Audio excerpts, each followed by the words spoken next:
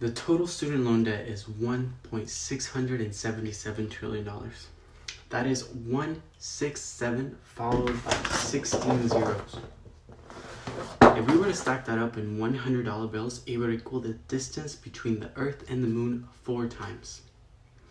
If you haven't caught on, today we're going to be discussing the student debt crisis and why rising tuition costs are to blame, so that together we can find a solution.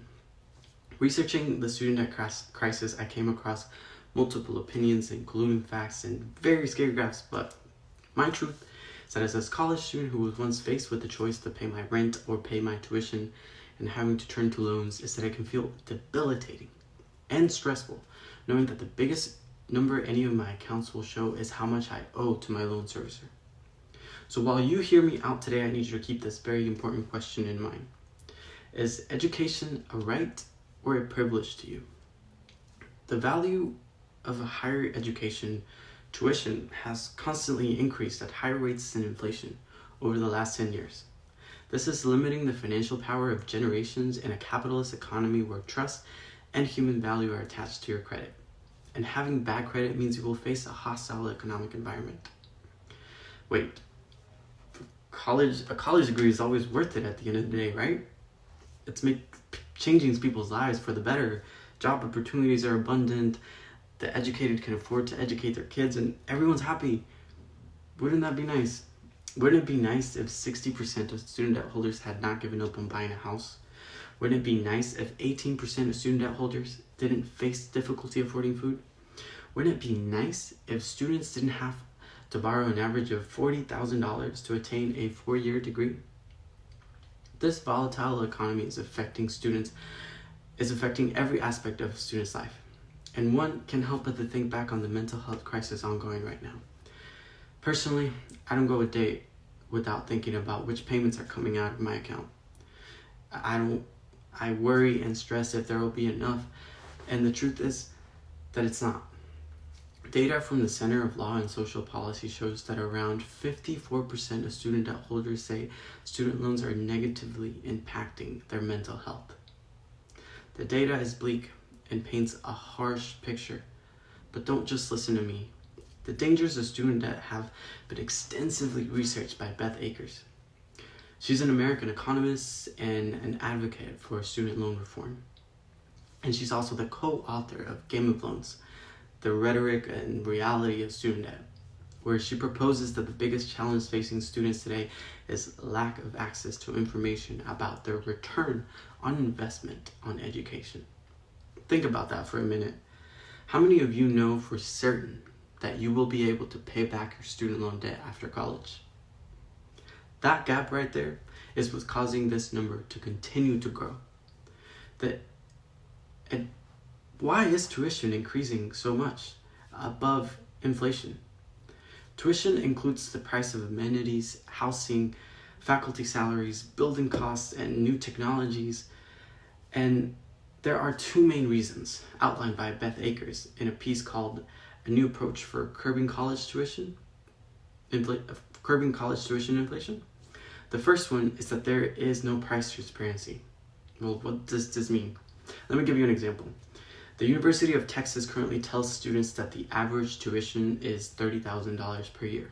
However, the reality is that financial aid brings that number down to only $16,000. This lack of transparency provides the university's loopholes, like the Bennett hypothesis, which states that for the most part, tuition increases $50 for every $100 increase in financial aid received by the student, according to a study by Harvard University.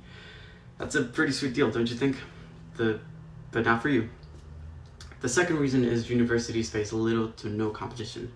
Present policy poses a major challenge for alternative pathways to a degree because procedures relating to how a university receives its accreditation is flawed. If there's one thing that I want you to take away from this, is that universities are a sneaky bunch who like to keep the whole cake to themselves. They are responsible for rising tuition to 23 times higher than it was in 1963. During that same period, the purchasing power of $1 decreased only 8 times. So how can we solve this problem? Well, we just need to get rid of it and make college free.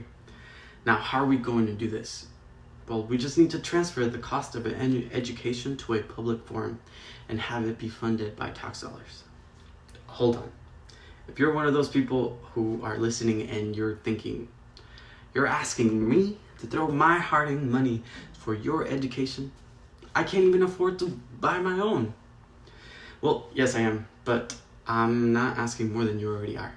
The truth is that the United States spending is flawed and needs to be revised. It will cost the United States around $70 billion to sanction free college for all.